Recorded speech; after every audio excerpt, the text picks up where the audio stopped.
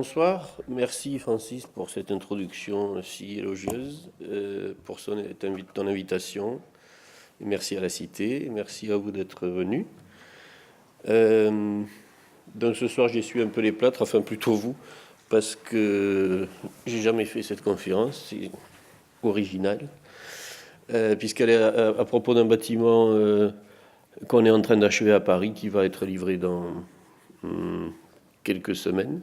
J'espère qu'au moins être d'ouvrage n'est pas là, je ne sais pas.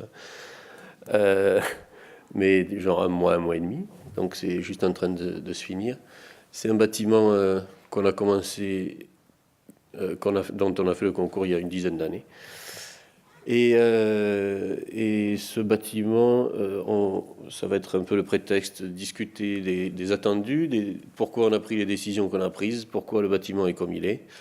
Pas tant d'un point de vue strictement fonctionnel, technique, mais dans sa forme, puisque juste pour comprendre de quel point de vue je vais parler, c'est dans mon bureau, on considère que faire de l'architecture, c'est donner une forme au bâtiment, parce que même si vous faites de l'architecture à partir de données, de l'architecture à partir de programmes, à partir de n'importe quel élément, puisqu'on peut prendre l'architecture par de très nombreuses entrées, à la fin, quelles que soient les prémices, il y a un moment où il va falloir prendre des décisions formelles, décider qu'une chose a telle forme plutôt qu'une autre, et à partir de rien, arriver à imaginer des formes qu'on espère significatives.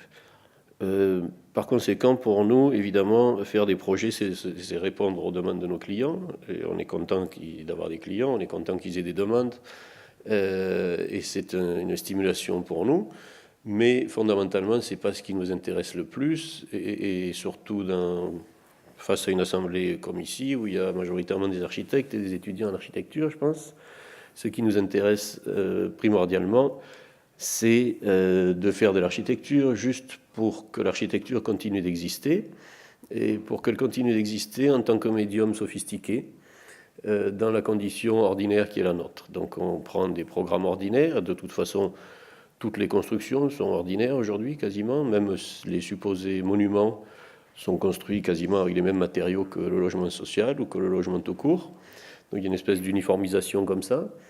Et donc on doit se poser la question de savoir comment, dans ces conditions très ordinaires, comment maintenir l'architecture au niveau de la culture savante. Et en même temps, donc faire de l'architecture pour les architectes et puis juste simplement pour elles-mêmes, mais évidemment aussi pour qu'elles satisfassent et qu'elles soient compréhensibles aussi par tout le monde, dans la mesure où l'histoire de l'architecture a été faite essentiellement de palais et de temples, et aujourd'hui, et qui s'adressait à une élite culturelle et sociale à laquelle appartenaient aussi les architectes. Et aujourd'hui, évidemment, on doit faire des bâtiments pour tout le monde, parce qu'on n'est plus dans le même monde. Et ça nous impose donc d'avoir des bâtiments qui ont au moins deux niveaux de lecture. Un niveau de lecture à la limite pour nous, architectes, et pour peut-être, je ne sais pas, les dieux de l'architecture. Et ensuite, un niveau de lecture pour tout le monde, puisque on entend que ce qu'on fait soit compréhensible aussi, sans avoir besoin de nos explications, par tout le monde. Dans le sens où on défend l'idée que l'architecture est une discipline rationnelle, que qui dit rationnel dit que ces formes obéissent à une forme de logique. Ça n'est pas une discipline totalement subjective et nos décisions ne sont pas arbitraires. Et à partir du moment où les formes sont d'une certaine manière logiques, elles deviennent compréhensibles, et si elles sont compréhensibles par tout le monde, elles sont partageables, qui est la condition d'établir une culture architecturale. Donc on travaille à ces deux niveaux. Et ce soir, je vais plutôt m'intéresser à ce qui m'intéresse quand même le plus, c'est-à-dire de savoir comment l'architecture peut être savante, puisque entre architectes, c'est quand même ça qui nous amuse le plus. J'ai intitulé cette conférence sur rationalisme pour expliquer de quelle manière le rationalisme et l'architecture rationnelle ne sont pas forcément des objets secs et ne sont pas forcément des objets ennuyeux, mais plutôt de quelle manière, si on pousse la rationalité jusqu'à une certaine forme d'absurdité, c'est-à-dire si on la pousse au maximum, on va pouvoir probablement espérer créer des projets qu'on n'aurait pas imaginés simplement en faisant des dessins dans notre carnet, parce que de toute façon on ne sait pas le faire, mais aussi on va pouvoir produire une forme de poésie particulière qui est liée à l'ordre, qui est liée à l'ordre de la matière, qui est liée à l'ordre des programmes, des usages, mais poussé dans ses extrémités. Tout ça change un peu de nature et devient parfois plus parent avec le surréalisme qu'avec l'idée qu'on a de la rationalité, parce qu'on a une idée un peu ennuyeuse de la rationalité, alors qu'elle ne l'est pas forcément. Si on considère l'histoire de l'architecture, on voit par exemple dans cette façade de la géniale basilique de Palladio à Vicence, on voit une des formes de la Renaissance tardive qui sont créées à partir d'un ordre constructif, c'est-à-dire ces arcs et ces serliennes, ils sont très beaux, ils sont très harmonieux, parce qu'ils ont des proportions parfaites, parce qu'ils sont harmonieux en eux-mêmes d'une certaine façon, mais ces arcs, ils sont beaux parce que certainement ils sont plaisants à l'œil comme ça, mais aussi ils sont beaux parce qu'on sait qu'ils sont utiles, on sait qu'ils sont nécessaires pour faire une façade qui est juste un filtre de pierre comme ça, à partir d'une maçonnerie de blocs et à partir donc d'un matériau qui ne travaille qu'en compression. Et toutes les formes de l'architecture classique, que ce soit les arcs, les voûtes, ou même évidemment l'architecture depuis les Romains, les arcs, les voûtes, les dômes et les coupoles, tout ça, ce sont des formes qui sont certainement belles, mais elles sont d'autant plus belles qu'elles ont une raison d'être qui est aussi technique et tectonique, structurelle, dans le sens où un bel élément architectural, on pourrait assumer que c'est un élément qui répond à plusieurs critères. Donc là, il y a un critère de beauté, mais il y a aussi un critère de nécessité constructive. Et la beauté de l'architecture, c'est de produire des objets d'une telle complexité que chacun de leurs éléments répond à plusieurs raisons d'être. Si on prend une colonne, c'est toujours un poteau, mais c'est aussi une sculpture. Donc tout est toujours plusieurs choses à la fois. Et plus un bâtiment est bon d'une certaine façon, et plus chacun de ces éléments est motivé par des raisons d'être diverses, qui se rencontrent en une seule forme. Et puis cette architecture, évidemment, c'est ce que Louis Kahn appelait le début de l'architecture, c'est-à-dire le moment où le mur s'écarte pour laisser passer la lumière, pour devenir un filtre. Et là, on peut dire que Palladio, vous voyez, avec un système constructif extrêmement basique, d'une certaine façon, arrive à produire une façade d'une grande transparence. Après, on pourrait parler toute la conférence sur cette seule façade, bien entendu, toute la vie presque. Voilà, Brunelleschi, à l'hôpital des Innocents, à Florence, c'est la même chose. Même dans une fantaisie comme ça, de Philibert Delorme, le premier architecte français, le premier théoricien, le premier qui a compris les implications de la Renaissance, qui les a adaptées à la culture française, même dans une fantaisie comme ça, on sent encore un ordre constructif, on sent que ces arcs, ces demi-arcs, ces trompes, tout ça repose sur une raison d'être aussi pas seulement fantaisiste, mais aussi constructive. Et dans le fond, tout ça s'apparente à une grotte, c'est les mêmes formes, c'est pour la même raison que cette grotte est une voûte, c'est la même raison qui fait que ces formes sont des arcs. C'est que ça travaille tout ça à la compression. Et cette grotte de pierre, en fait, même Ledoux, dans l'entrée de la saline d'Arquessenan, a mis en évidence la manière dont la forme de la grotte, c'est-à-dire cet arc qui est derrière ce linteau, enfin cette architrave portée par des colonnes, donc un premier plan grec et un arrière-plan, disons, romain et grotesque, il exprime bien qu'il y a cette origine de la grotte et cette parenté de la grotte pour l'architecture qui est fondée sur la maçonnerie porteuse. Et au contraire, si on commence à arriver plus près de nous, la grande révolution du XXe siècle, ça a été le béton, enfin le béton armé, parce que le béton, il existe au moins depuis les Romains, mais le béton armé, lui, il permet de faire des formes et des dispositifs structurels, et donc spatiaux, totalement contre-intuitif, fondé sur des porte-à-faux, comme cette maison sur la cascade de Frank Lloyd Wright, dont, comme ça, immédiatement, on ne comprend pas comment ça tient, ça a l'air de flotter, ça a l'air de léviter, et il faut bien vous dire que nous, on est habitués à avoir tout un tas de formes invraisemblables et des porte-à-faux, mais il faut bien imaginer que, par exemple, si Palladio était tombé sur un bâtiment comme ça, il se serait probablement évanoui déjà de le trouver si peu harmonieux, probablement, si peu symétrique, si peu équilibré, mais en même temps fasciné par la possibilité qu'offre le béton armé quasiment de faire flotter des masses énormes. Et parce que finalement, dans cette question du béton, on passe de la métaphore de la grotte à la métaphore de l'arbre.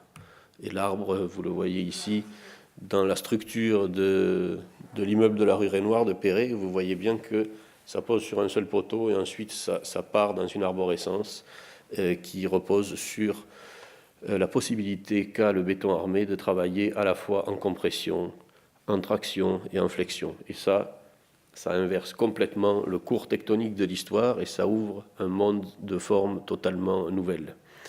Et vous pourrez voir en sortant, vous verrez l'atroce extension d'un confrère auquel je ne vais pas faire l'affront de citer le nom, mais quand vous irez sur la place d'Iéna, vous pourrez voir le palais d'Iéna, fait par Perret, dans lequel vous allez voir ces colonnes qui ont un fruit vers l'extérieur pour bien signifier justement qu'un nouvel ordre constructif est apparu, alors qu'une colonne classique a plutôt un fruit au-dessus de l'entasis, a un fruit qui s'élargit vers le bas. Là, ces colonnes ont un fruit qui s'élargit vers le haut.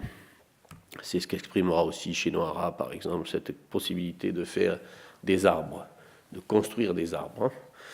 Et alors nous, on a décidé de faire ce bâtiment en béton armé, d'une part parce que techniquement, de toute façon, on n'avait pas vraiment de choix. Déjà, quand on construit en France, on n'a pas vraiment le choix. Toutes les entreprises sont équipées pour faire ça, donc on fait quasiment que ça. Et puis, surtout parce que ces 365 logements étudiants sont posés sur un centre bus de la RATP, c'est-à-dire un espace qui est dédié au remisage des bus de plusieurs lignes de transport public, et un centre de maintenance, un atelier de maintenance de ces bus.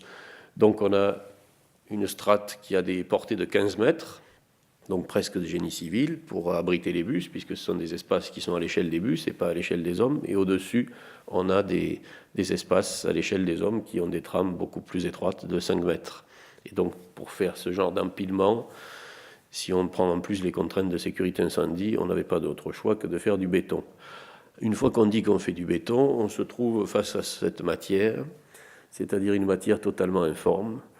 Et en fait, il y a quelque chose d'assez débridé en fait dans le béton. Il a complètement été le décapsuleur en quelque sorte d'une boîte de Pandore formelle qui a autorisé toutes les formes les plus extraordinaires, mais aussi les plus extravagantes et les plus dénuées de sens aussi.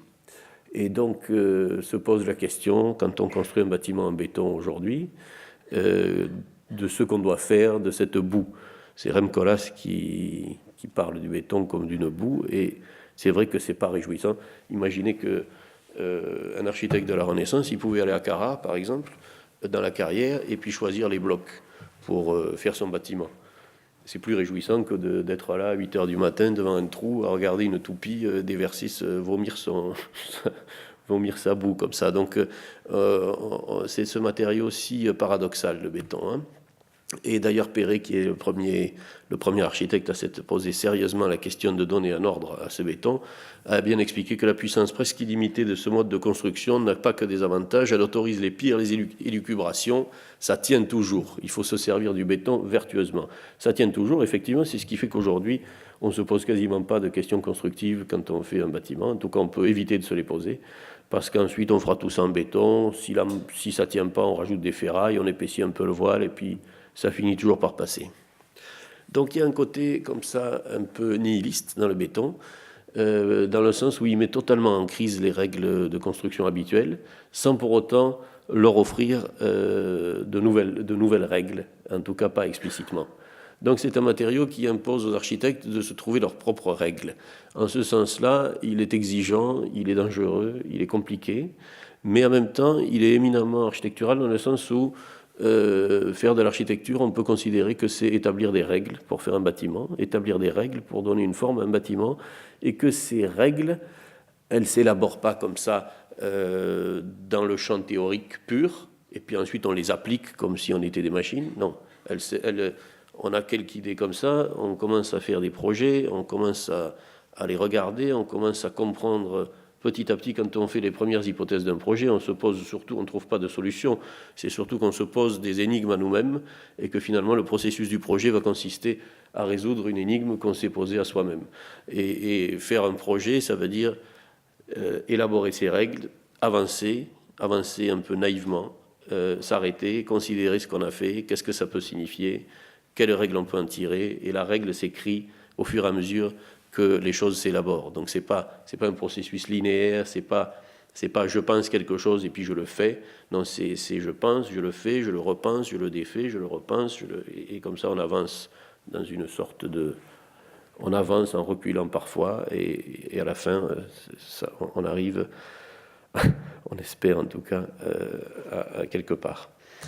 Alors ce matériau, si on regarde un peu les grands maîtres du béton, et en particulier le grand maître du béton qui est Le Corbusier, on voit au couvent de la Tourette, là directement c'est l'entrée du couvent, on voit qu'il nous le propose dans sa version informe ici. Ah, vous voyez pas. Mais enfin vous voyez le tas là, à gauche du banc, ça c'est un tas de béton informe, presque à l'état, qui a pris à l'état de tas. Et puis on le voit brut dans le dossier du banc, ce banc qui forme garde-corps, ou dans le nez de dalle, et puis on le voit revêtu dans la partie supérieure. Donc on voit un peu le béton dans tous ses états. On voit aussi comment, vous voyez cette encoche dans la poutre, là, complètement aberrante. Mais en fait, cette encoche, il a découpé l'encoche et puis il a fait le banc avec. Évidemment, il n'a pas fait physiquement, on est d'accord, mais enfin, c'est bien ce que ça veut dire. Donc ça veut bien dire que ce matériau, on peut le prendre, on le découpe, de toute façon, ça marche tout le temps. Hein. C'est facile, en fait, hein, apparemment. C'est facile, mais du coup, que c'est tellement facile, il offre si peu de contraintes qu'encore une fois, il faut se donner ses propres règles. Alors, certains ont su le faire, comme Toloja, ici, dans les années 30, dans ce gymnase, ou Fraissinet, avec les hangars à dirigeables d'Orly, 90 mètres à la clé de voûte, 300 mètres de long, donc des bâtiments colossaux pour faire entrer des dirigeables. Des bâtiments dont Perret disait, quand on voit dans la plaine d'Orly là, ces demi-tuyaux sortir de terre, on n'a aucune idée de la taille qu'ils font, ils n'ont pas l'air très grands en fait, ils n'ont aucune échelle.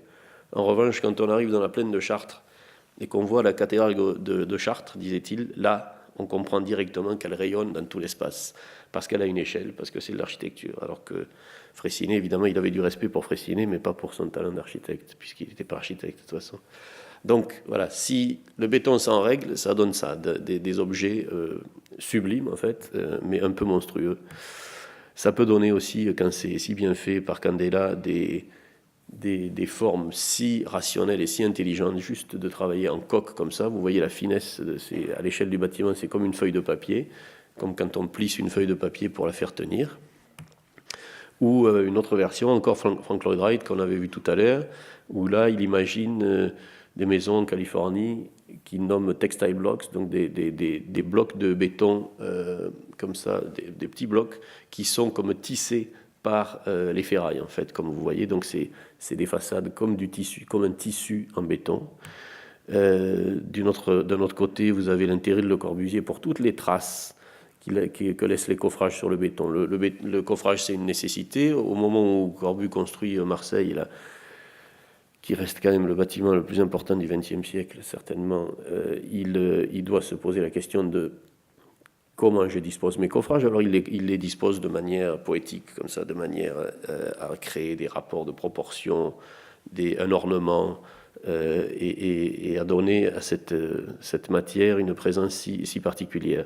C'est un travail qui est prolongé aussi aujourd'hui par Olgiati, par exemple, dans sa maison au Portugal, d'une manière un peu, voilà, c'est cette idée que le béton doit être un peu très texturé et très rugueux, quoi. C'est un peu années 50 comme attitude, mais ça marche toujours. Alors que Louis Kahn, déjà, on voit, le successeur de Le Corbusier, d'une certaine manière, lui, au Salk Institute, il a commencé à aller vers un béton de plus en plus lisse. Il est si lisse qu'il devient plus une texture qu'une matière brute, comme Corbu faisait. Mais il faut bien voir aussi que dans le propre travail de Le Corbusier, il est parti de... Les premiers poteaux en béton bruts qu'il ait fait, c'est ceux du pavillon suisse, qui sont tout à côté du bâtiment dont je vais vous parler. Et par la suite, évidemment, il fait Marseille, qui est le manifeste et l'initiateur du brutalisme. Mais il part de ce béton extrêmement brut pour arriver finalement à la fin au Carpenter Center à Boston, pour arriver à un béton de plus en plus lisse. Donc il y a une espèce comme ça de destin du béton qui va vers le lisse, comme Rem Koolhaas l'a bien compris à Ithaca, sur le campus de Cornell, dans l'école d'architecture. Vous voyez toutes ces formes en béton qui sont extrêmement lisses, extrêmement précises, et qui sont quand même très éloignées du brutalisme initial de Le Corbusier. Donc en termes de matière, de matérialité, on a retenu l'hypothèse que le béton avait ce destin qui le dirigeait vers le lisse. Et donc on a opté dans notre propre bâtiment pour des coffrages en acier qui produisent des surfaces extrêmement précises, extrêmement nettes, et encore une fois extrêmement lisse. Pour tout ça, ça a été le fruit, parce que nous, au départ, pour rien vous cacher, au départ du projet, on était, comme beaucoup d'architectes, dans cette espèce de romantisme en fait de la trace, et ce romantisme du béton comme devant être la manifestation de la manière dont il est construit très explicitement, donc plus dans la lignée de Le Corbusier en gros. Et on a pris des consultants sur ce chantier un peu inhabituel, qui étaient les historiens Roberto Gargiani et Anna Rosellini, qui sont les deux grands spécialistes de l'histoire du béton. Et on a travaillé avec eux, on a organisé des réunions entre eux et notre entreprise notamment, et entre eux et nous, pour essayer de comprendre qu'est-ce qu'il était pertinent aujourd'hui d'un point de vue historique, d'une certaine manière, même si on n'est pas totalement hegelien avec cette idée qu'il y aurait un sens de l'histoire et un sens de l'histoire du béton. Malgré tout, on a retenu cette tradition-là, cette tradition qui va vers le lisse. Et ces discussions avec Gargiani, ces collaborations entre lui et l'entreprise nous ont conduit à finalement changer un peu d'option. Si on prend des consultants, surtout aussi bons, c'est autant changer d'avis. Sinon, si c'est juste pour nous confirmer nos préjugés, ça servirait à rien. Donc d'un point de vue de la texture, on en est là. Ensuite, d'un point de vue de la structure, quand on voit ce bâtiment des années 30, par exemple, de Owen Williams, on voit ces structures en champignon, donc on voit tout ce détail du champignon qui exprime la manière dont le béton, pour la première fois dans l'histoire, est un matériau monolithique qui permet d'avoir un monolithisme entre les éléments verticaux et les éléments horizontaux. Dans l'architecture classique, on a des colonnes, et puis posées dessus, on a des architraves. Il n'y a aucune continuité, c'est un empilement. Là, évidemment, avec le béton, encore une fois, on construit des arbres ou des champignons, mais les champignons, ce sont comme des arbres miniatures. Et donc, évidemment, un bon architecte comme Owen Williams tire un parti fantastique de ces caractéristiques. Ou Henbik, ici, dans cette ville-là, donc le précurseur, l'entrepreneur précurseur du béton armé en France, qui, ici, dans cette ville-là en Suisse, construit littéralement aussi une série de porte-à-faux qui s'apparentent à une métaphore d'arbre, encore une fois. Donc voilà où en étaient nos réflexions au moment où on a commencé ce projet. Ce projet, vous le voyez en noir, là, il se situe à l'angle du boulevard Jourdan et de la rue de la Tombissoire, donc à l'extrémité nord-ouest de la cité universitaire, mais à l'extérieur de la cité universitaire. Le bâtiment à court, là, dans l'angle de ce bloc, c'est le pavillon des Pays-Bas de Dudok. Donc c'était un peu stimulant au départ de devoir faire des logements étudiants, c'est-à-dire les mêmes programmes que ceux qui sont voisins à la cité universitaire, notamment le pavillon suisse, le pavillon de Dudok, le pavillon du Brésil, donc 2 bâtiments de Le Corbusier, un de Dudok, le bâtiment de Parent pour la maison de l'Iran. Donc tout ça, c'est le même programme que nous, et c'est parmi les plus beaux chefs-d'œuvre en la matière. Donc nécessairement, c'était un peu stimulant, oui, même un peu intimidant à un certain point. Et par ailleurs, dans tout le quartier, là, on trouve une flopée de bâtiments de Perret, de Le Corbusier, de l'URSA, l'atelier de Georges Braque, enfin bon, etc. Donc on est dans un contexte où ça nous intéressait aussi de revisiter certains éléments de la modernité, aussi pour affirmer que dans un moment postmoderne comme celui dans lequel nous sommes, on peut encore essayer de trouver les conditions pour être moderne. Être moderne, ça veut dire, par exemple, essayer de produire des recherches typologiques nouvelles. Ça veut dire aussi, fondamentalement, essayer de réfléchir à notre médium, l'architecture, et à en donner une définition. Pas juste utiliser des choses déjà faites, les réassembler et les commenter et les discuter jusqu'à plus soif, comme il est de très bon ton aujourd'hui de le faire, pour montrer avec une certaine cuistrerie qu'on est tellement savant, mais plutôt d'affronter la question de la nouveauté à un certain point, et la question en tout cas de l'absence de nostalgie, ce qui ne veut pas dire non plus qu'on est ignorant du passé, mais le passé, il est stimulant, mais à un certain point, il est aussi un poids, donc il faut arriver à trouver la bonne distance par rapport à ça. Donc on est sur la droite, là, enfin, le bâtiment n'est pas encore là, mais il est mitoyen de ce garage Citroën.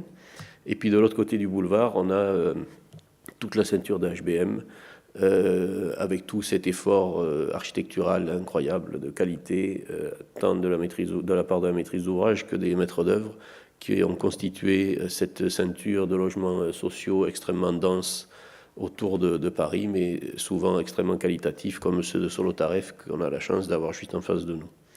Alors ce programme, qu'est-ce que c'est? Là, vous le voyez en coupe, ça consiste à empiler deux types de programmes. La RATP, qui est notre maître d'ouvrage, est la dernière industrie qui a intérêt et besoin de maintenir ces bâtiments industriels dans Paris. Puisque si on paye tous les jours un conducteur de bus pour aller chercher un bus à vide en banlieue et le ramener, tout ça, c'est des dépenses qui ne sont non productives, qui ne rapportent rien.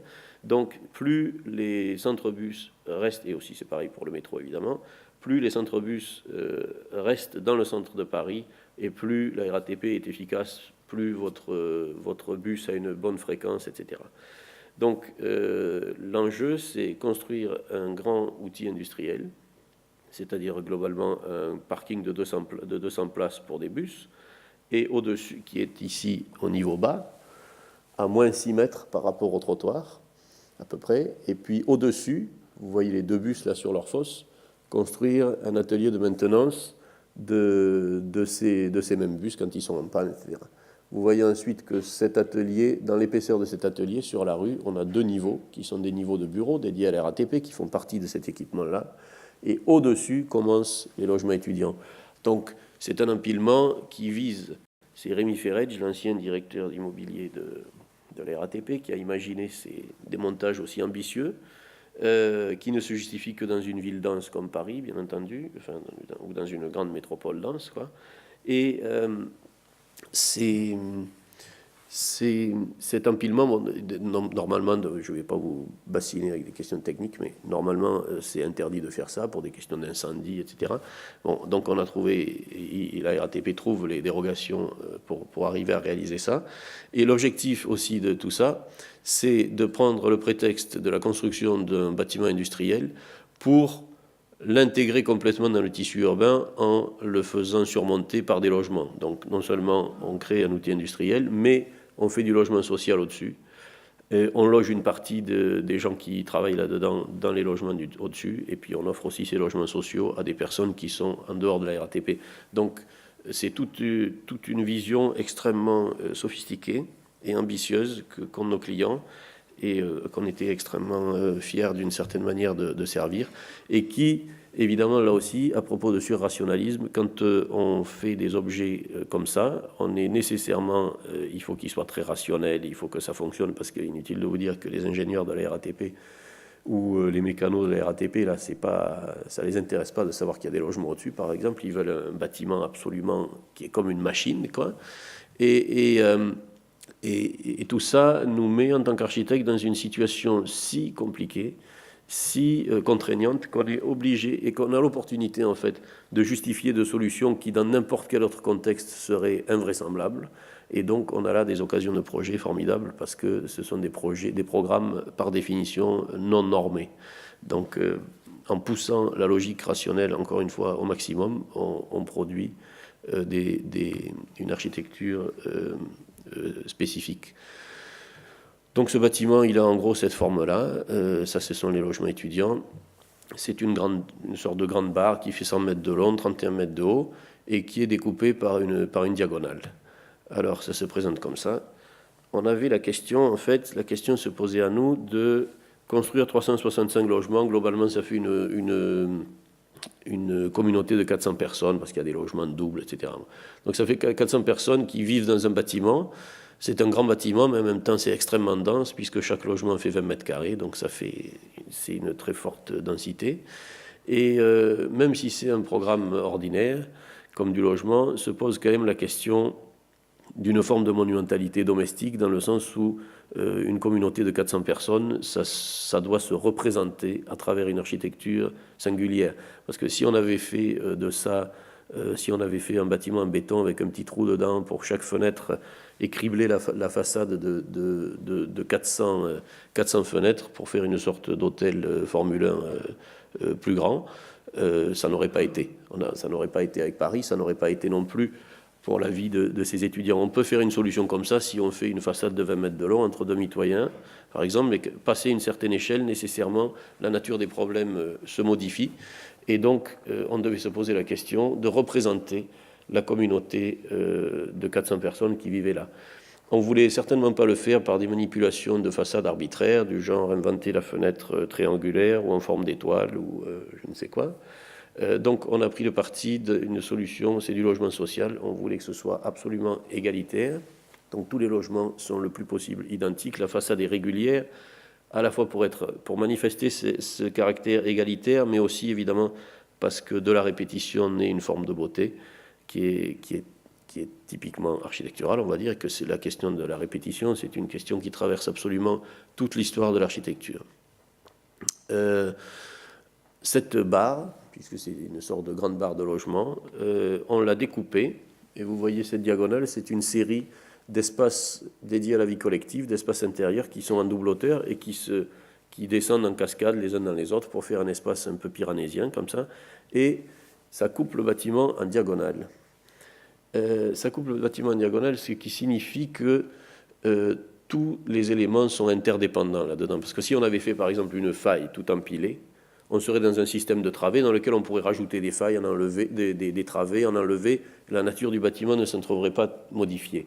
Alors que dès lors qu'on travaille sur une diagonale, tous les éléments sont complètement interdépendants, et quand on change quelque chose au rez-de-chaussée en bas à gauche, ça affecte complètement ce qui se passe en haut à droite. Donc on cherchait à faire un bâtiment qui, de par sa composition et son fonctionnement et les usages, soit complètement interdépendant, c'est-à-dire soit dans le fond lui-même monolithique, métaphoriquement monolithique, c'est-à-dire que le bâtiment lui-même est une sorte de métaphore de la construction en béton armé dans lesquels tous les éléments sont interdépendants.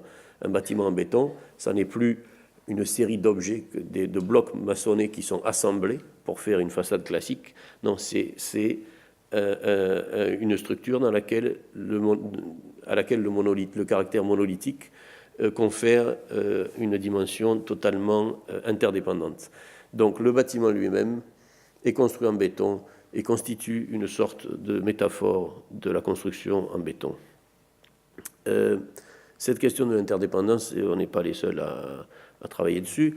Alors juste pour préciser avant, d'un point de vue typologique aussi, ça signifie que dans cette résidence étudiante, à tous les niveaux, on a un espace dédié à la vie collective. Donc je sors de chez moi, quel que soit le niveau auquel j'habite, très rapidement je me trouve dans la vie collective.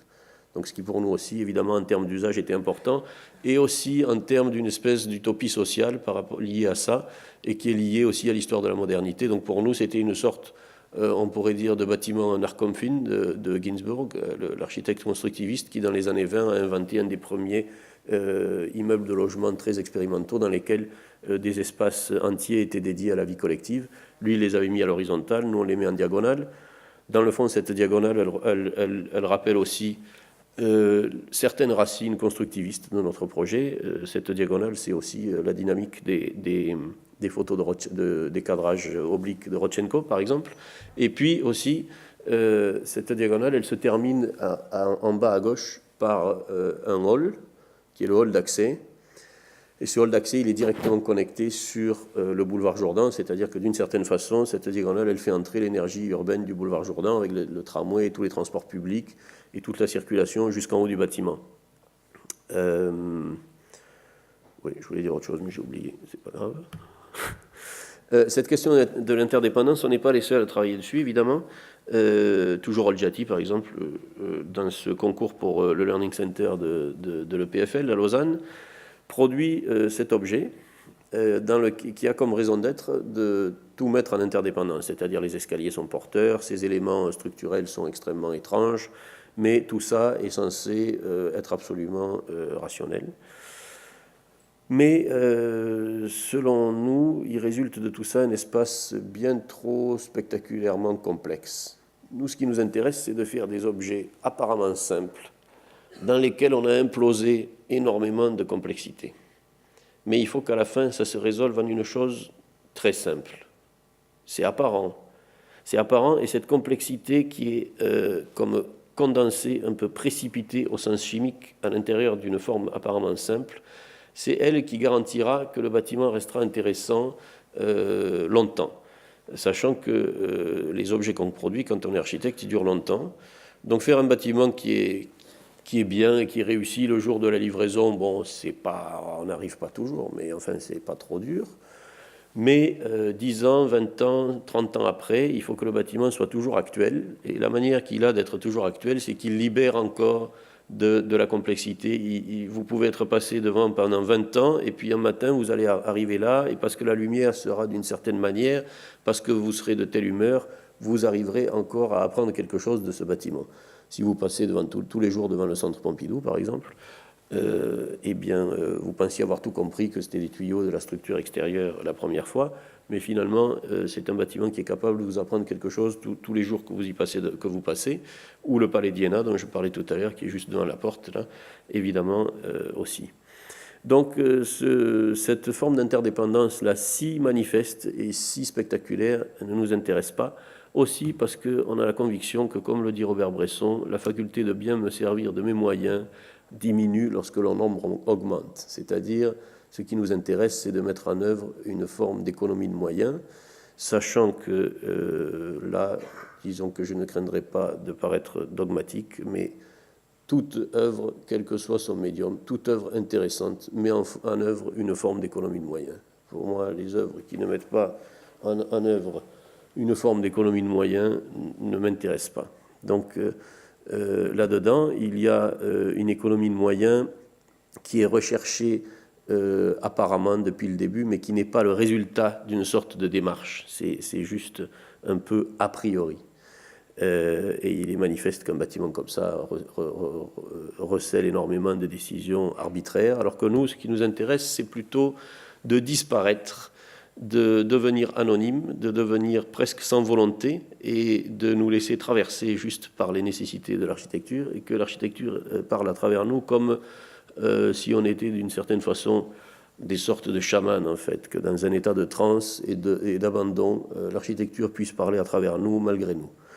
Donc on évite de prendre au maximum, on évite de prendre des décisions et on évite de prendre des décisions arbitraires, ce qui n'est pas simple parce qu'évidemment dans ce travail on est en permanence obligé de prendre des décisions malgré tout.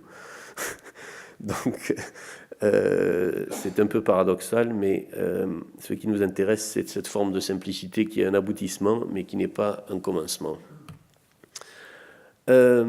Donc le plan de ce bâtiment, si on prend un plan d'étage courant, sachant qu'il n'y a pas des plans d'étage courant, puisqu'en raison de la diagonale, tous les plans sont différents, tous les niveaux sont différents, mais ce qu'on voit là, c'est sur la partie gauche, on voit des logements desservis par une coursive, et sur la partie droite, on voit des logements desservis par un couloir. La coursive et le couloir ne font qu'un. En fait, ce qu'on voulait, c'était absolument éviter un couloir de 100 mètres de long, comme il en était prévu un à la faisabilité. Et puis entre les deux, vous voyez un espace moins dense qui est un espace dans la partie basse du plan, c'est l'espace collectif intérieur de ce niveau, Et dans la partie haute du plan, il donne sur un espace collectif extérieur. La clé de notre projet, ça a été de refuser le modèle habituel du logement étudiant qui consiste à faire un plan presque carré d'un logement de 18 mètres carrés et dans lequel une application des règles handicapées assez peu raisonnées conduit à produire une salle de bain plus le couloir qui la dessert de 9 mètres carrés à peu près. Donc j'ai déjà que 18 mètres carrés et j'en ai la moitié pour faire ma salle de bain. Donc ça fait pas une efficacité de plan extrêmement efficace. Donc on a pris des logements qui font seulement 2,50 m de large entre parois. Ils font plus de 8 mètres de profondeur et comme ça on a pu en mettre 1,5 fois plus par niveau que ce qui était prévu dans la faisabilité. Donc au lieu de remplir une espèce de grand paquebot de 20 mètres d'épaisseur et de 100 mètres de long de logement, on a pu se dégager les marges de manœuvre qui nous ont permis de faire ces espaces collectifs extérieurs et intérieurs. Donc c'est une sorte de machine typologique implacable comme ça. Et une fois qu'on a pris ces décisions d'ordre typologique, on a ensuite, on s'est trouvé face à la nécessité que ces logements doivent être entièrement vitrés puisqu'ils sont profonds. Donc ils sont entièrement vitrés en façade. En même temps, les ratios de vitrage par rapport à la surface du logement sont raisonnables, donc on est dans des prix normaux. Mais ça donne au bâtiment un sentiment... ça fait que le bâtiment donne un sentiment de générosité dans la mesure où c'est largement vitré. Ça produit quelque chose comme ça, où là vous voyez la transparence sur les espaces collectifs de la diagonale, et puis le reste c'est la matière des logements eux-mêmes. Aujourd'hui que c'est en train d'être fini, ça donne ça, donc vous voyez qu'il n'y a pas plus d'éléments qui traversent tout ça, puisqu'évidemment tous les 2,50 m, on a les arrivées et les évacuations d'un logement entier, et donc c'est pas du tout une bonne idée de couper un bâtiment comme ça en diagonale par une faille, mais voilà, on a trouvé des solutions techniques qui font que ça marche. Ce que vous voyez, la petite boîte verte là à gauche, c'est un ascenseur incliné qui en fait réunit tous les espaces collectifs les uns avec les autres, suivant pour aussi souligner cette diagonale dont j'ai déjà parlé. Ensuite, en plan, si vous voyez le plan, vous voyez que la façade est plissée. Elle est pliée. On l'a pliée parce qu'en fait, une fois qu'on a un bâtiment de 100 mètres de long tout en verre, si on fait la façade lisse, on va faire une sorte d'immeuble de bureau. Donc ça, c'était déjà une image qu'on voulait éviter. Et par ailleurs, on l'a pliée, vous voyez que chaque demi-pli correspond à un logement, de sorte que l'échelle perçue en façade, ça n'est pas l'échelle d'un seul logement, mais le triangle que vous voyez là, il rythme 2 logements. Par conséquent, en vertu de la règle qui veut que moins il y a de division et plus le bâtiment paraîtra petit, pour essayer de diminuer la dimension perçue du bâtiment et travailler sur son échelle, on a créé cette échelle intermédiaire. Donc on a l'échelle du logement, on a l'échelle qui est perçue de 2 logements, et puis on a l'échelle des espaces collectifs. Donc on a comme ça une série d'échelles emboîtées les unes dans les autres, comme dans un bâtiment classique, je dirais, contrairement à un grand ensemble, à une barre bien méchante, comme on en faisait dans les années 50 et 60, où on passe directement de la fenêtre de la pièce individuelle, on en met 2000, et ça donne l'échelle totale. Et entre les deux, il n'y a aucune échelle intermédiaire. Donc c'est ce qui fait que les grands ensembles, même s'il a des bons tons de les trouver géniaux, sont quand même extrêmement faibles la plupart du temps d'un point de vue architectural. Donc là, on a travaillé sur toutes ces questions d'échelle pour rendre le bâtiment plus urbain et plus habitable, puisqu'à la fin, ça doit quand même être une sorte de grande maison. Ensuite, une fois qu'on a plié la façade, on se dit, on va quand même pas prendre une autre décision, donc c'était déjà une décision suffisante. Et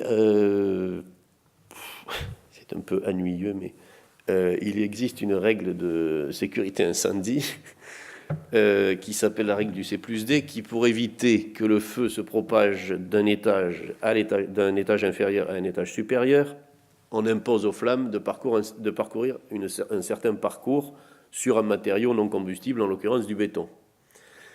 Et on lui impose de parcourir une distance d'1 mètre.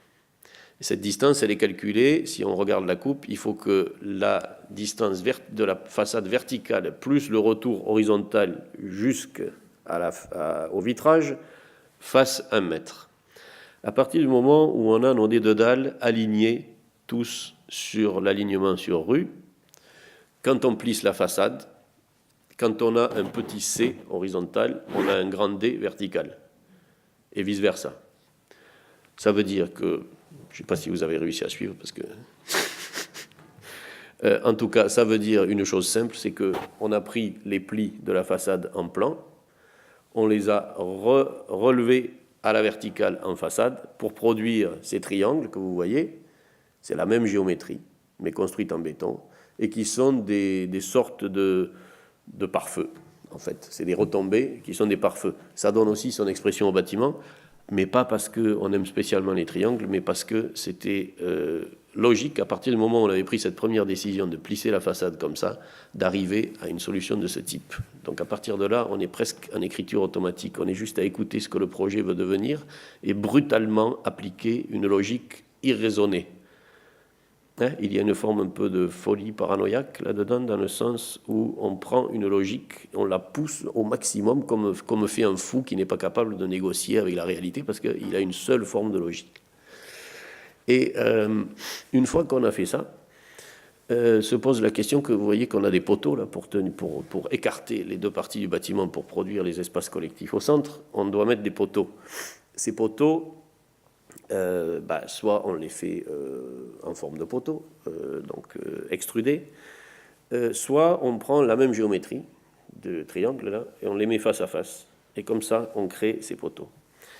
Ces poteaux, en fait, ce sont plutôt des colonnes, puisque on les fait varier homothétiquement, dans le sens où vous voyez ici le hall. Donc dans le hall, il y a une double hauteur à gauche et puis une triple hauteur à droite. Donc ces poteaux qu'on a, ou ces colonnes qu'on a en simple hauteur, donc qui font en gros 2,70 m de haut, on en a aussi un de 5,40 m et un autre de presque 9 mètres, là, le plus grand.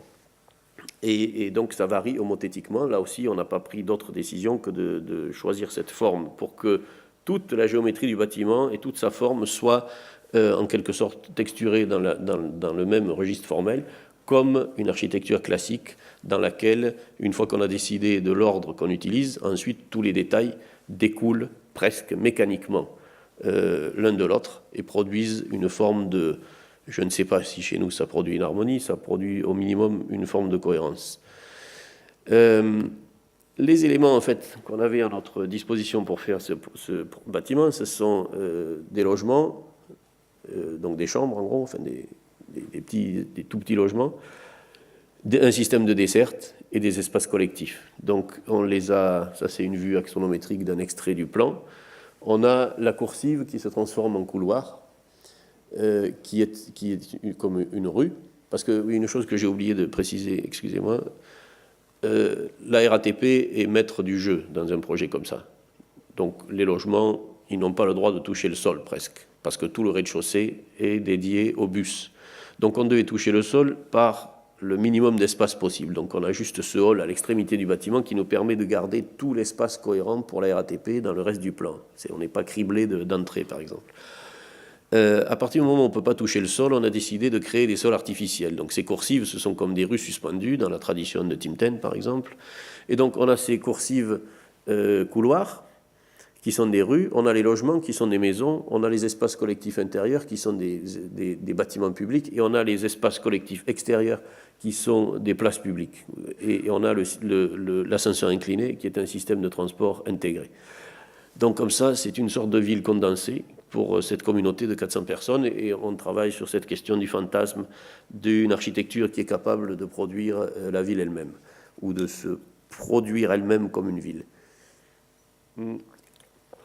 Par ailleurs, cette question de la machine, là, de l'ascenseur incliné, évidemment, ça nous intéressait aussi par rapport au fait que ça réunit tout ça fonctionnellement, bon, c'est bien, mais ça nous intéresse aussi par rapport à cette question de la machine qui a eu tellement d'importance dans la configuration du monde dans lequel on vit depuis le 19e siècle, dont la machine a conformé notre environnement pour le meilleur et pour le pire, et la machine, ça a été ce grand fantasme des architectes modernes aussi, donc on a greffé une machine dans le bâtiment, comme un peu, ça fait une architecture un peu cyborg comme ça, qui est à la fois elle-même une machine typologique et en même temps qui intègre une machine qui fait partie de son fonctionnement, qui fait partie de son expression architecturale aussi, puisque ça se promène sur la façade.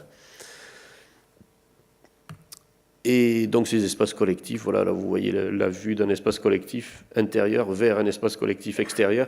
Ces espaces collectifs extérieurs, ils sont bordés de murs, ils sont enclos de murs, ce qui nous permet, quand on est dans ces espaces-là, on est dans une échelle beaucoup plus limitée et on n'est pas confronté en permanence à l'échelle très grande du bâtiment. Donc on a des lieux là qui sont dédiés à l'improvisation de la vie étudiante et qui sont d'échelle plus... on va pas dire plus humaine, parce que c'est vraiment la tarte à la crème, mais enfin plus réduite.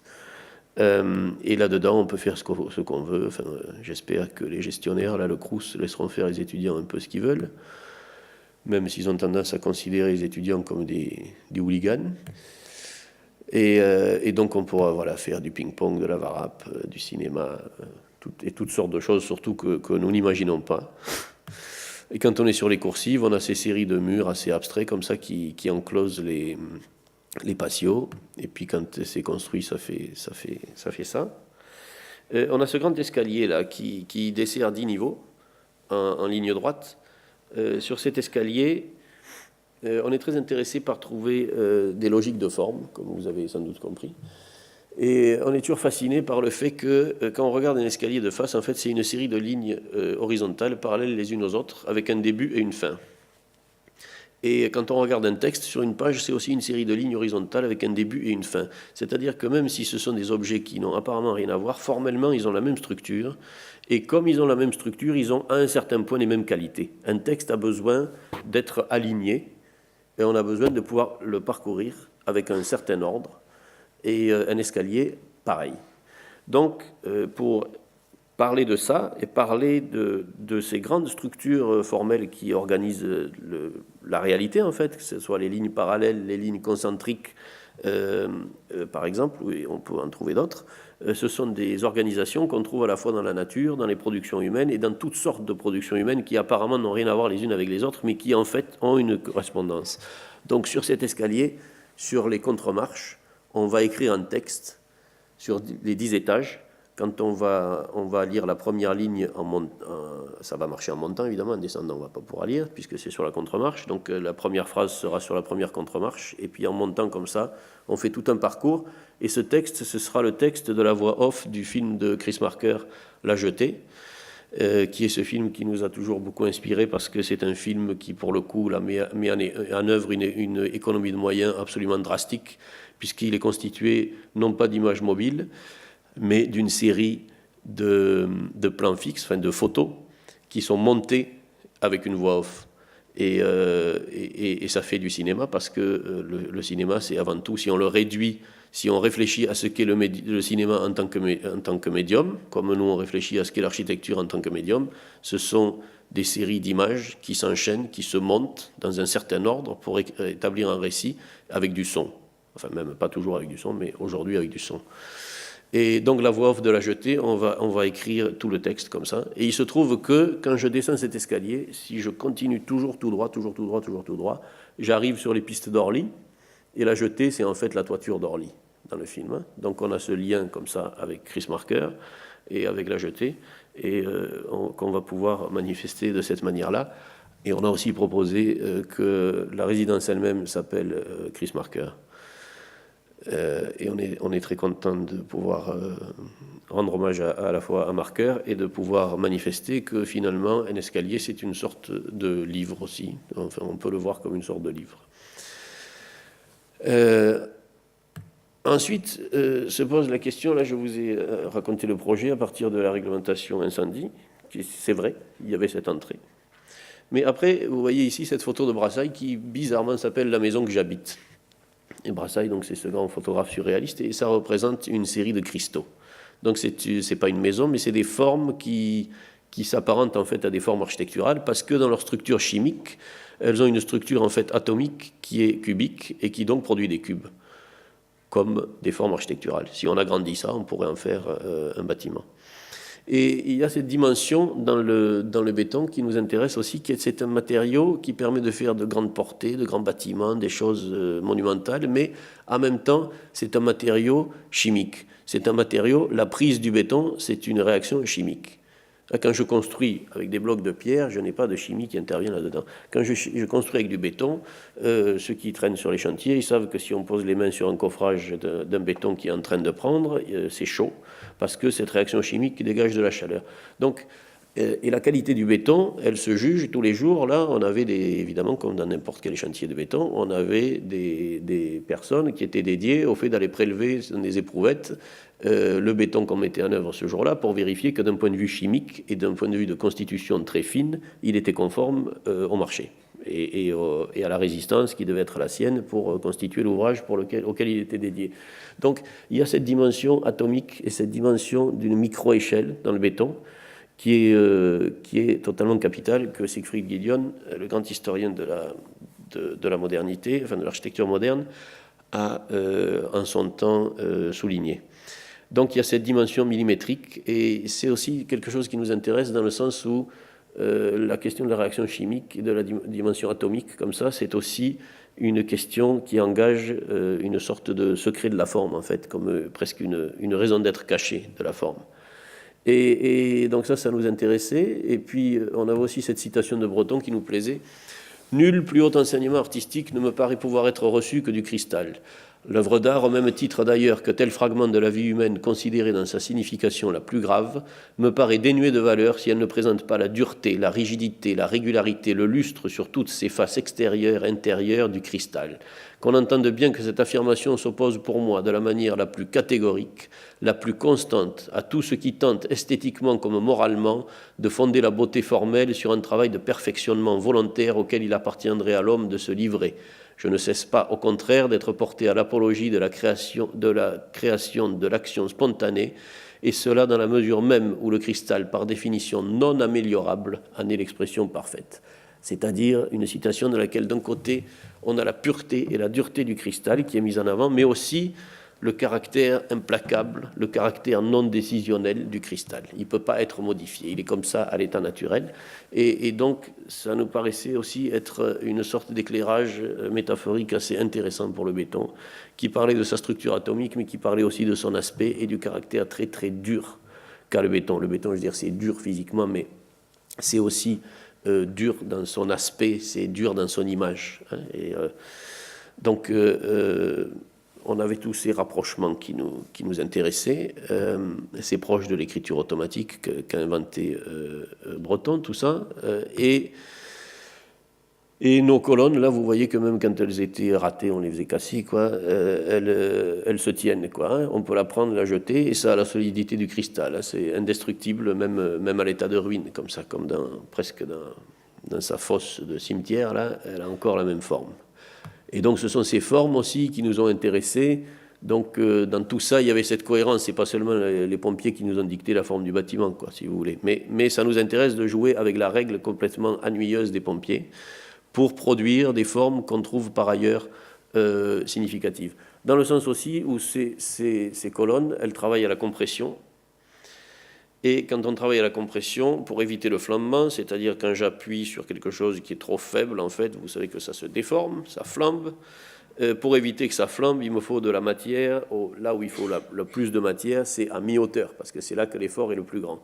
Par conséquent, cette forme, elle nous permet aussi d'exprimer la compression et la descente de charge dans le bâtiment. Elle est cohérente par rapport à ça.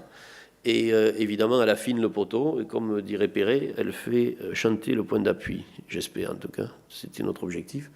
Mais en tout cas, objectivement, elle est rationnelle du point de vue constructif. Donc ça donne ça, une fois que c'est construit. Et voilà, enfin maintenant je vais vous montrer quelques images comme ça, un peu en vrac, parce que je n'ai pas de belles images, parce que ce n'est pas encore photographié, c'est juste des photos de chantier. Donc là, vous voyez le hall d'entrée, vous voyez la poutre bleue, c'est la poutre du funiculaire, enfin de l'ascenseur incliné qui traverse le hall. Et vous voyez qu'on a mis des couleurs aussi là-dedans parce que ces dernières années, il a été de très bon ton de faire des bâtiments, en particulier en Suisse, qui m'a beaucoup marqué aussi, il faut quand même avouer, mais des bâtiments en béton, full béton, 100% béton, tout gris, tout résonnant d'un point de vue acoustique, extrêmement dur, extrêmement quand même ennuyeux à la fin. C'est vraiment le genre de bâtiment que seuls quelques architectes peuvent peut-être apprécier. Et nous, on voulait toujours faire de ce bâtiment à la fois une sorte de machine implacable, une sorte de système très dur, très clair, limpide, comme le cristal, mais aussi on voulait que ce soit une maison, parce que c'est aussi une maison pour les gens qui y habitent. Et par conséquent, on a réfléchi à la raison pour laquelle ces bâtiments suisses étaient tellement durs, et la raison pour laquelle un bâtiment comme l'unité d'habitation, par exemple, de Le Corbusier, ou tant d'autres de ces bâtiments en béton brut, étaient très rudes, mais jamais durs, ou brutalistes, mais jamais brutaux. Et donc on a compris, ou en tout cas on a conclu, que c'était aussi lié à l'usage de la couleur, et que le gris du béton, finalement, il a une grande capacité à mettre en valeur les couleurs. Et donc on a travaillé pas mal sur cette question des couleurs, pour essayer de faire en sorte que le bâtiment soit vraiment le plus dur possible, mais que ça ne soit pas dur de vivre dedans, en fait. Donc une espèce de contrepoint, un peu comme ça. Donc ça, c'est la vue depuis l'arrière, où vous voyez tout l'empilement des diagonales des patios, en fait, et le grand escalier qui dessert tout ça, et en haut à droite, les coursives. Là, vous voyez une partie du bâtiment qui est cachée par les installations techniques du centre bus qui est dessous. Et puis ici, vous voyez une de ces coursives. Toutes les coursives sont revêtues avec de la céramique vernissée pour que ce soit pérenne et pour que ce soit aussi coloré. Mais on n'a pas pris des couleurs trop criardes et un peu cyniques comme on a beaucoup aujourd'hui. On n'a pas pris les couleurs les plus invraisemblables. On a pris des couleurs qu'on a fait faire sur mesure. Tout le gris vert, en fait, est constant d'un étage à l'autre. Et en revanche, les couleurs, les lignes en couleur varient d'un étage à l'autre. Toujours pour rendre hommage à Le Corbusier, qui est notre voisin, on a pris ces couleurs dans son nuancier, qui est beaucoup plus beau que le nuancier RAL. Et les lignes verticales, en fait, on ne le voit pas là, mais elles ont une section triangulaire. Elles sont en relief.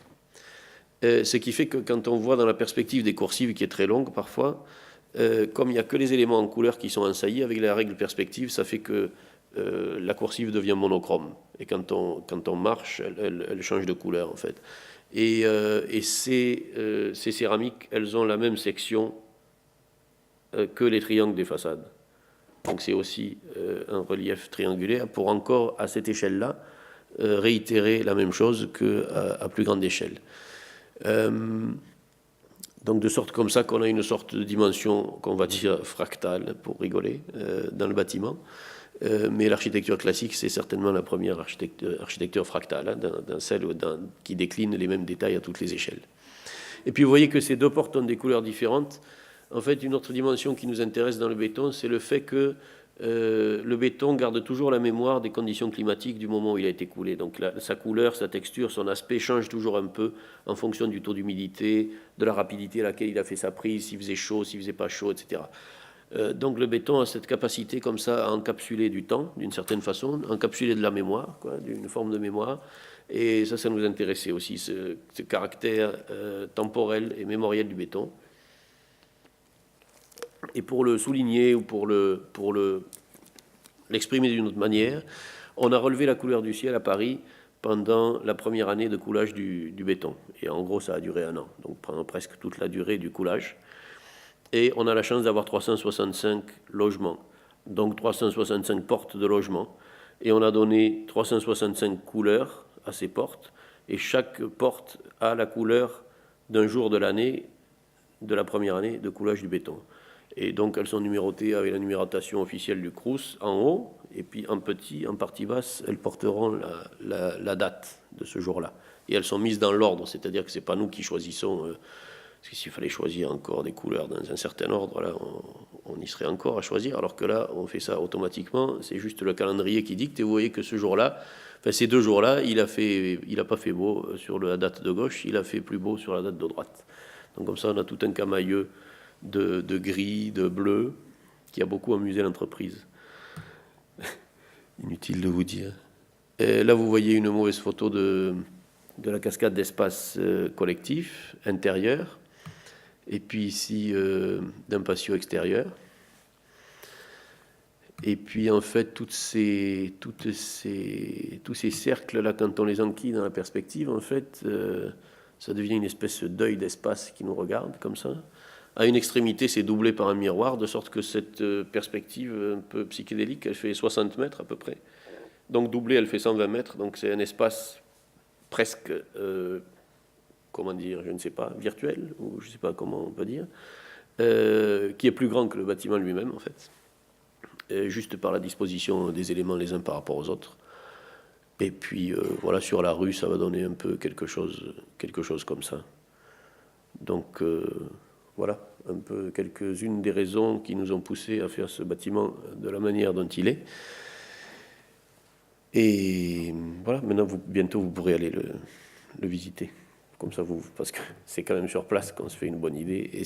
Et à la fin, même si on met plein d'idées dans les bâtiments, on ne les met pas seulement pour en discuter ici, on les met pour que les bâtiments soient meilleurs. Parce que si les bâtiments sont plus solides d'un point de vue théorique, ils sont plus solides d'un point de vue de la réalité aussi. Voilà, merci.